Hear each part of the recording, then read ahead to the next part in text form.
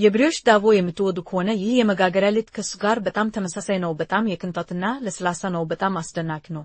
ለማር ወለላ ሙሌቶች፣ ለቀረፋ ጥቅልሎች፣ ለክሮሳንት ዛታር እና ለጣፋጭ ትናንሽ ሳንድዊቾች በጣም ተስማሚ ነው። ለሊጡ የታንክ ዘዴን እንጠቀማለን። ግማሽ ኩባያ ውሃ ከ2 የሾርባ ማንኪያ ሊፖት ጋር ይቀላቅሉ። በደንብ ይቀላቅል።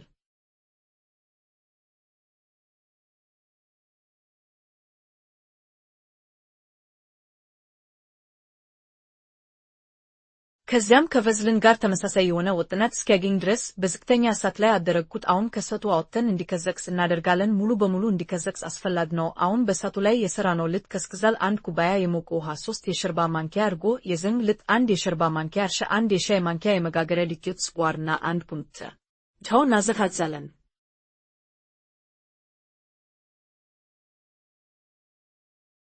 እስኪቀላቀሉ ድረስ በደንብ ያዋህጋቸው። ከዚያም እስኪቀላቀል ድረስ ከ2 ተኩል እስከ 3 ኩባያ ዱቄት ይጨምሩ። የዱቄቱን መጠን እንደ አይነቱ ማስተካከል ያስፈልግዎታል። አንዳንድ አይነቶች ተጨማሪ ዱቄት ይፈልጋሉ፣ ሌሎች ግን አይደሉም። አሁን ሊጡ ጥሩ መሆኑን እርግጠኛ ስለሆንክ እዚህ በክፍል ሙቀት ውስጥ ቅቤ አለኝ። ሙሉ በሙሉ እስኪቀላቀል ድረስ ግማሽ ቅቤ ቀስ በቀስ ወደ ሊጡ ማከል እጀምራለሁ። በኮርኖ ማደባለቅ ወይም በእጅ እቀላቅለዋለሁ።